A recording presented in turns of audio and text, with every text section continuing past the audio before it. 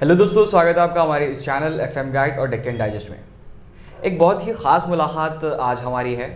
आम आदमी पार्टी के ज़िला अध्यक्ष दीपक मलगर साहब अभी हमारे साथ जुड़े हुए हैं और एक बहुत ही ख़ास विषय पर अभी चर्चा होगा, क्योंकि अभी पंजाब, मणिपुर, उत्तराखंड और उत्तर प्रदेश के चुनाव के नतीजे हमारे सामने हैं। और जिस तरह से आम आदमी पार्टी ने जो अपना प्रदर्शन दिखाया है पंजाब में, एक बहुत ही बड़ी जीत मानी जा रही है। और इसी के साथ आम आदमी पार्टी को हिंदुस्तान में आने वाले दिनों में जो राजनीति होगी उसमें तीसरा विकल्प भी बताया जा रहा है। तो ऐसे में अब जो 2023 में विधानसभा चुनाव कर्नाटका प्रदेश में होने वाले हैं, उसमें एक बहुत ही बड़ा रोल आम आदमी पार्टी का होने वाला है और उसमें भी बसव कल्याण में ख़ास नज़र रहेगी। और ये देखना होगा जहाँ पर कांग्रेस और जेडीएस जैसी पार्टियां अपने आप को दूसरे विकल्प के तौर पर सामने रखने से नाकामयाब नज़र आ रही हैं, वैसे में आम आदमी पार्टी अपना रोल कैसे निभाती है। तो सर, मैं सबसे पहले तो आपका स्वागत करता हूँ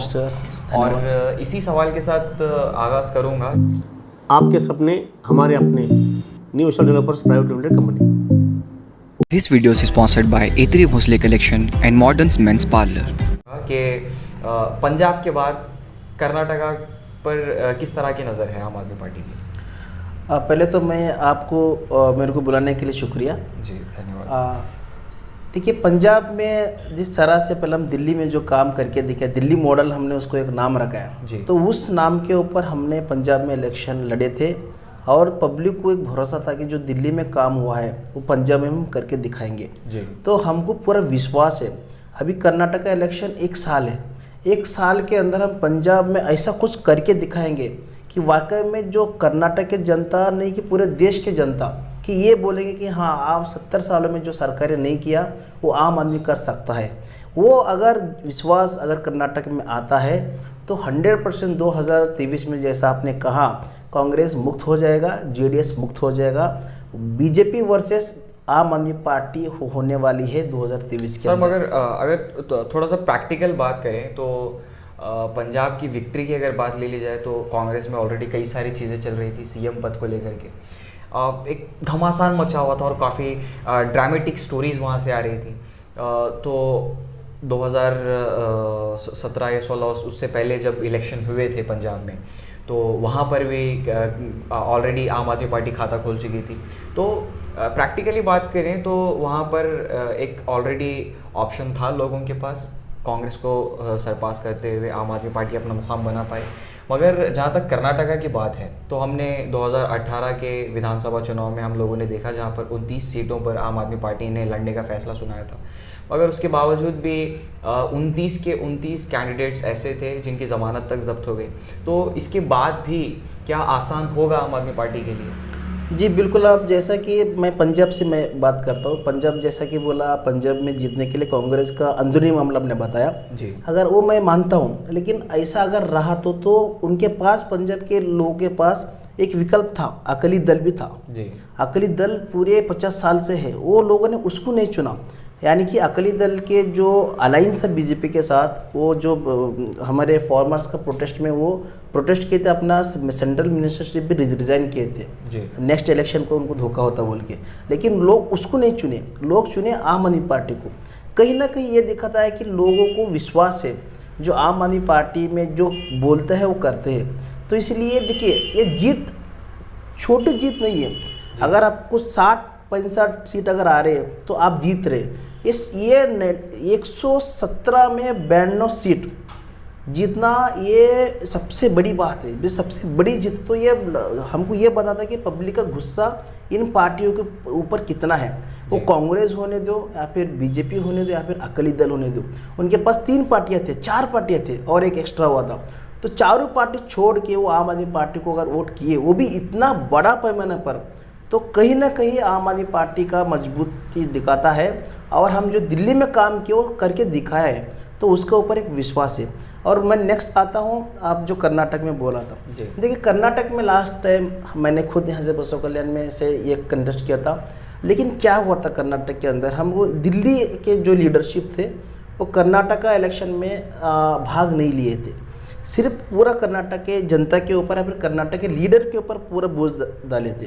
मतलब आपका कहने का मतलब ये है कि कर्नाटका में अपना कोई फेस नहीं है आम आदमी पार्टी के पास? फेस नहीं बोले कि नहीं, हमारे पास तो प्रीति रेड्डी जी है। क्या जरूरत पड़ गई कि आपने कहा कि दिल्ली से या फिर आम आदमी पार्टी के दूसरे स्टेट से कोई चेहरा नहीं है? देखिए, हर पार्टी में एक चेहरा होता है। जैसे बीजेपी में मोदी जी है, मोदी जी हर इलेक्शन में जाते हैं। अगर बीजेपी और मोदी जी एक यूपी इलेक्शन में नहीं गए तो उनका जो फैंस फॉलोअर्स रहते हैं उनका वोट लेना मुश्किल हो जाता है। वैसे कि कर्नाटक में जैसा हमारा पार्टी एकदम नई पार्टी है और सबसे पहला फेज 2018 में सिर्फ एक ही थे, अरविंद केजरीवाल। कर्नाटक में थे, हमारे साथ प्रीति रेड्डी जी थे, सब थे, लेकिन जो फेस ओरिजिनल फेस होता है वो केजरीवाल रहता। तो केजरीवाल जी को उस टाइम में बहुत प्रॉब्लम की थी, दिल्ली से बाहर निकलने नहीं देता ये था। तो इसके लिए वो हमारे कर्नाटक इलेक्शन में नहीं आ पाई, एक भी रैली एक भी मीटिंग नहीं आ पाई। तो वो डिमेरिट था। तो कहीं ना कहीं चेहरे का ना होना, देखिए चेहरा का ना होना बहुत इफेक्ट होता है। मैं ग्राउंड पर जाता तो लोग बोलते थे एक बार आप अरविंद केजरीवाल को लेके आइए बसव कल्याण, थोड़ा मौका अलग होता, हवा अलग रहता है। देखिए पब्लिक को भरोसा कब, वोटर्स को भरोसा कब आता है, तब हमारे ऊपर थोड़ा हाई लेवल लीडर जैसा कि फेस जो रहता है वो फेस रहा तो लोगों को भरोसा आता है हाँ इस बार कुछ होने वाला है। तो इस बार अगले इलेक्शन में अरविंद केजरीवाल के समय दिल्ली टीम जो है उस पहले ही बोले स्टेटमेंट भी दिए हमारा अगला स्टॉप होगा कर्नाटक। तो पूरे दिल्ली के फोर्स जो भी फेस हमारा जो भगवंत मान होने या फिर अरविंद केजरीवाल वो सब कर्नाटक इलेक्शन में कूदने वाले हैं और एक खतरनाक इलेक्शन बोलते तो एक जबरदस्त इलेक्शन होने वाला है बीजेपी के खिलाफ। कांग्रेस तो मैं नहीं मानता, कांग्रेस में अब बची है तो देश में सिर्फ कर्नाटक में बची है, तो कांग्रेस का विकल्प आम आदमी पार्टी दे रही है।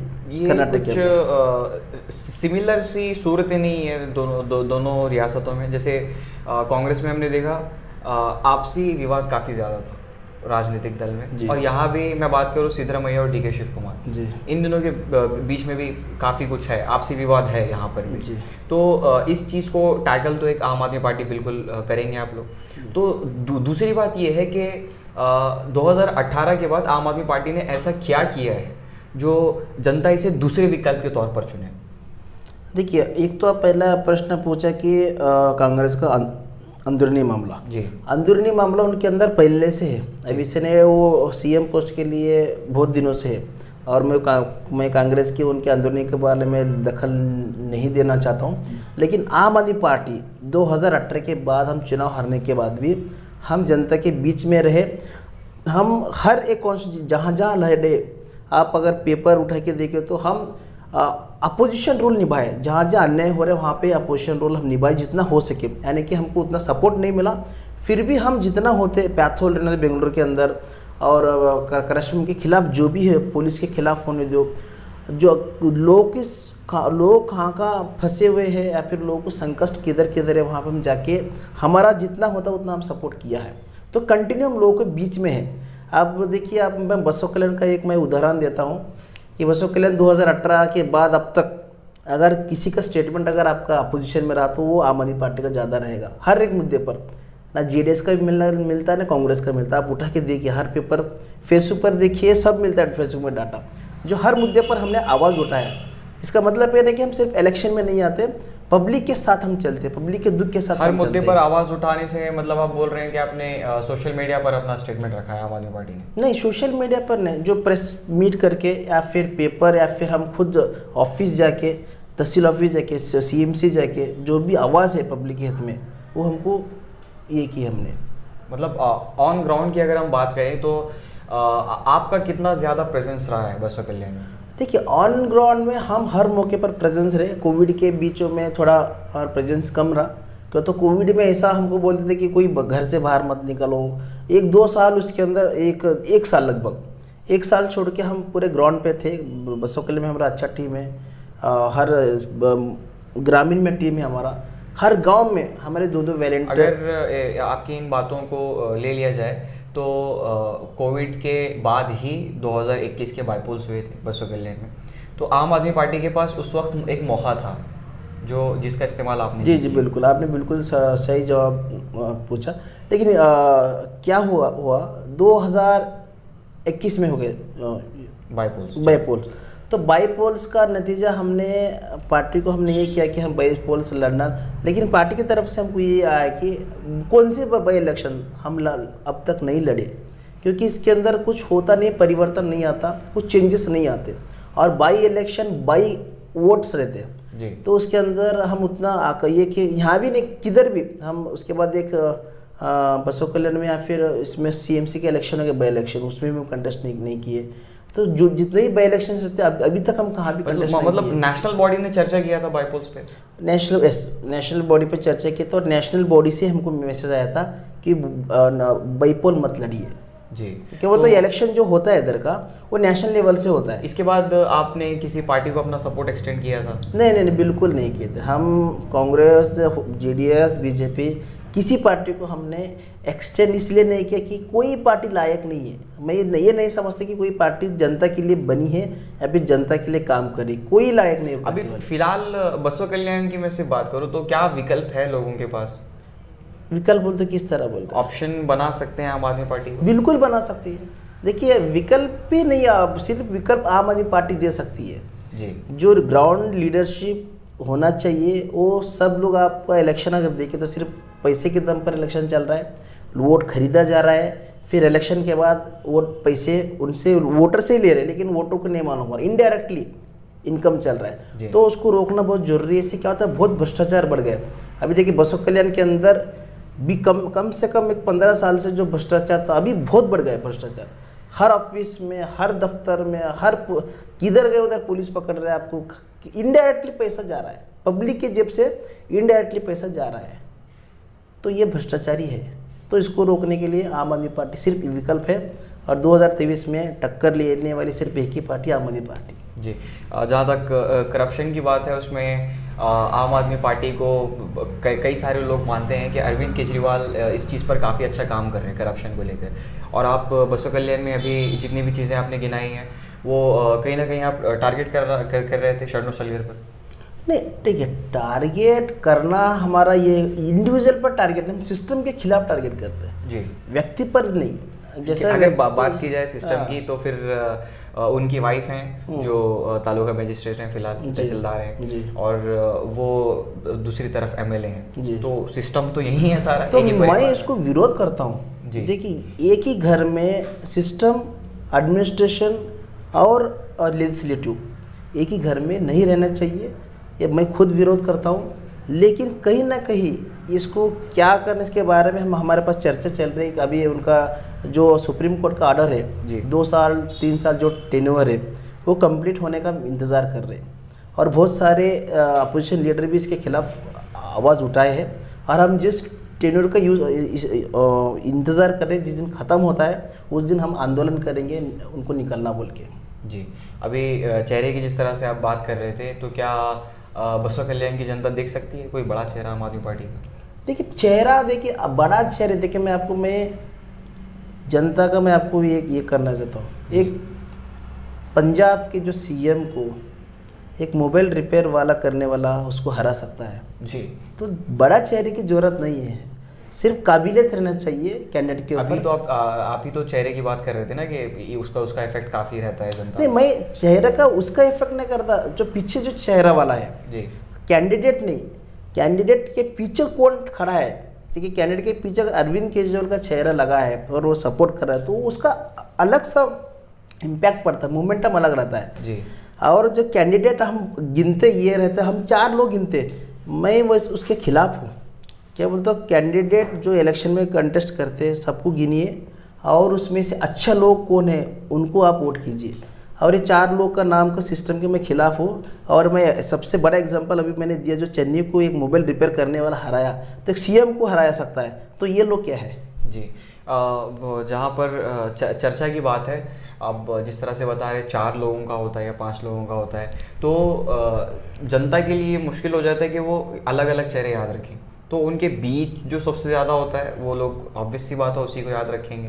तो आम आदमी पार्टी के लिए काफ़ी नुकसान होगा या फिर आसान होगा 2023 के लिए? देखिए वो डिपेंड करता है कि हम काम कैसे करते हैं जी। और हमारा तो ये है कि हम जनता के बीच में रहेंगे और हमारा काम हम करेंगे ईमानदारी से, जनता के जो भी प्रॉब्लम है हम सुनेंगे और इतना कोशिश करेंगे कि जनता का विकल्प हम ही हो। क्यों तो हम जो भी करेंगे 2023 में जीतने के लिए करेंगे जी। क्योंकि हम ये मान के चल रहे कि 2023 में कर्नाटक में बीजेपी वर्सेस आम आदमी पार्टी होगा और 100% होने वाला है ये। तो उसके लिए हमारा तैयारी चालू है, जनता के बीच में जाएंगे, जनता को पूछेंगे, जनता का आशीर्वाद मांगेंगे और हमको पूरा विश्वास है इस बार 2023 में जनता हमको पूरा विश्वास करेगी। क्योंकि मैं जनता से भी अपील करता हूँ कि अभी बसों कल्याण की जनता अलग है जी। आप हुमनाबाद का पॉलिटिक्स अलग है, भालके का पॉलिटिक्स अलग है, बसों कल्याण का जनता अलग है, सबको मौका देती है। तो मेरे को यकीन है नेक्स्ट बार वो आम आदमी पार्टी को जरूर मौका देगी। तो बसों कल्याण का चेहरा कौन होगा? देखिए चेहरा तो हम नहीं बोल सकते। देखिए चेहरा तय ऐसा होता है, पूरा एक हमारा कमेटी है, स्टेट कमेटी, सेंट्रल कमेटी, वहाँ पे तय होता है जी। तो उसके बाद ही तो कुछ चेहरा ये होता है। अभी मैं एज ए डिस्ट्रिक्ट प्रेसिडेंट इसके बारे में अभी कुछ नहीं कह सकता। क्योंकि चेहरा मैंने इसलिए पूछा क्योंकि K56 की बात काफ़ी ज़्यादा यहाँ पर चलती है कि कोई भी कैंडिडेट हो तो वो शहर का हो, और लोग कहीं ना कहीं इस चीज़ को भी मानते हैं कि जो हमारे शहर का हो वही हमारा दुख दर्द समझ जी नहीं, लोगों का एक सेंटीमेंट है, वो लोग उसका सेंटीमेंट को हम वैल्यू देना चाहिए और रेस्पेक्ट करना चाहिए। तो इस चीज़ को ध्यान में रखते हुए क्या कैंडिडेट फाइनल किया जाएगा? नहीं, कैंडिडेट फाइनल देखिए, कैंडिडेट फाइनल हमारे पास ऐसा होता है, पहले तो 3 सी जो हम बोले, एक तो कम्युनल नहीं रहना, दूसरा उसके ऊपर कोई करप्शन नहीं रहना और क्रिमिनल नहीं रहना। ये 3 सी अगर क्लियर है तो कोई भी अप्लाई कर सकता है और उसका अगर वो एक कैंडिडेट से बेहतर होता है तो उसको टिकट दिया जाएगा और बाकी लोग उसको सपोर्ट करते हैं जी। तो कितने सीट्स पे अभी इरादा है आम आदमी पार्टी का? देखिए 2018 में तो हमने 29 सीट्स पर हमने किया था फर्स्ट टाइम, और कर्नाटक कंपेयर टू पंजाब, दिल्ली बहुत बड़ा स्टेट है, तो हमारा मैक्सिमम रहेगा कि सरकार बनने के लिए 120 चाहिए। तो हमारा ध्यान में ये रहेगा कि सरकार बनाना जैसा हम कंटेस्ट करने वाले हैं जी। अभी कुछ डिस्कशन चल रहा है नेशनल बॉडी में? ऑफ कोर्स परसों ही हमारी मीटिंग हो गई नेशनल लीडर के साथ। अभी नेक्स्ट स्टॉप को कर्नाटक बोले, कर्नाटक गुजरात 2 चुने, जैसा पहला हम चुने थे गोवा और पंजाब, अभी नेक्स्ट हम चुने ये कर्नाटक और गुजरात को। वो तो कर्नाटक, मध्य प्रदेश नहीं उस पर ज़्यादा फोकस नहीं। क्यों बोलते हो, दिल्ली से बाद अगर सबसे बड़ा संगठन था वो कर्नाटक में था। अनफॉर्चुनेटली वो संगठन टूट गया बोले तो वो बिखर गया, बहुत बड़ा स्टेट है, तो इसलिए हमको उसको कैप्चर नहीं कर पाए। बहुत हेवी मोमेंटम आया था, तो कहीं ना कहीं हम उसको कैप्चर करने में फेल हुए। तो अभी हो गया है या फिर आप करने वाले? नहीं, अभी है हमारा। अभी देखिए, अभी हमारे जितने भी वर्ल्ड क्या वॉलंटियर्स है सबको कॉन्टेक्ट मिला रहे। बीदर में हमारे 2000 वॉलंटियर्स है, बीदर के अंदर वो सपोर्टर्स है, तो उनके मेरे को कल से कम 100 फ़ोन आए मेरे को कि हम फिर से जुड़ना चाहते हैं। जैसा पंजाब का रिजल्ट आया, पब्लिक के अंदर एक मोमेंटम आया कि विकल्प आम आदमी पार्टी कर्नाटक में दे सकती है, तो इसकी ये एक भरोसा पर मेरे को यकीन है कि आगे आने वाले इलेक्शन में बीजेपी वर्सेस आम आदमी पार्टी होता है। क्योंकि वर्तमान में हमने कई सारी चीज़ें देखी हैं कर्नाटका में, जहाँ पर मजहबी फसादात नहीं थे, कम्युनलिज्म नहीं था, वो काफ़ी ज़्यादा पनप चुका है। पिछले दिनों में काफ़ी नकारात्मक तस्वीरें आई हैं, जैसे कि क्रिश्चियंस के जीसस की मूर्ति तोड़ी गई या फिर हिजाब कंट्रोवर्सी राइज की गई, और अभी हाल ही में हमारे नज़दीक में अलम दरगाह का जो इशू हुआ, खुद उसमें MP भगवंत खुबा शामिल थे। इन काफ़ी सारी चीज़ों के बाद अब आपको लगता है कि लोग डेवलपमेंट के इशू पर ज़्यादा तवज्जो देंगे, या फिर दूसरी तरफ ये हो सकता है कि ये कम्युनलिज्म लोगों के अंदर उतर गया? देखिए, ये सिर्फ यहाँ का इशू नहीं था, ये दिल्ली में भी था। दिल्ली में से इससे बड़ा था शाहीन बाग, आप सुने होंगे, इससे बड़ा इशू था, और पंजाब में भी था। देखिए, लेकिन इसके बावजूद भी हम वहाँ पे जीते हैं, तो लोग हर तरफ अच्छे लोग हैं जी, लेकिन लोगों को कुछ लोग मिसगाइड करते हैं, कुछ लोग निकल जाते हैं, लेकिन उन लोगों को हमको समझाना है। देखो भाई, मंदिर मस्जिद झगड़े में अपना लाइफ बर्बाद मत कीजिए जी। हमारा डेवलपमेंट के तरफ अगर गए तो हम, हमारा परिवार, हमारे बच्चे, हम सुबह से शाम अगर काम करते रहे तो कौन क्या कर रहे देखने के हमको ज़रूरत ही नहीं। झगड़ा करने को टाइम ही नहीं मिलता। ये लोग हमको काम सब छोड़ के झगड़ा करने को लगाते हैं, सिर्फ अपने सेल्फ फायदे के लिए। और कम्युनल इसलिए करते कि उसमें बहुत ज़्यादा, उसको क्या बोलते हैं आप, बहुत ज़्यादा वोट आपको फ्री में मिल जाता है। अंधाधुन वोट डालते, कैंडिडेट को नहीं देखते, सिर्फ बीजेपी कांग्रेस ऐसा वोट बढ़ जाते। तो कम्युनल में कहीं ना कहीं ऐसा पार्टी को बहुत फायदा हो जाता है, जैसे कि बीजेपी रहने दो या फिर कांग्रेस, जो कम्युनल के ऊपर वोट मांगती है तो कैंडिडेट को नहीं देखते, सिर्फ बीजेपी के सिद्धांत के ऊपर वोट डालते हैं वो लोग। तो इससे पर क्या होता है, डेवलपमेंट के मुद्दे पर कहीं ना कहीं हम बैकफुट पे जाते हैं। जी, तो अंत में जितने भी हमारी ऑडियंस आपको सुन रही है उनके लिए क्या मैसेज आप देना? जो आम आदमी पार्टी का जो आने वाले जो इलेक्शन है उसमें आम आदमी पार्टी को कैंडिडेट को आप सपोर्ट कीजिए कर्नाटक के अंदर, और एक विकल्प ढूंढिए। आप कांग्रेस, बीजेपी, जो जनता दल, ये तीनों पार्टी में मत घूमिए, एक अच्छा विकल्प ढूंढिए। और हमारा देश अब अगर विश्व गुरु अगर बनना है तो हम हिंदू मुस्लिम का कार्ड खेलना बंद करना पड़ता है, और हमको समझना पड़ता है कि लोग ये कार्ड क्यों खेलते हैं। और इसी के साथ मैं पूरे बसव कल्याण बिदर जनता से अपील करता हूँ, आप बहुत बड़े संख्या में आम आदमी पार्टी से जुड़िए और हम सब एक होके इस भ्रष्ट व्यवस्था के खिलाफ लड़ेंगे।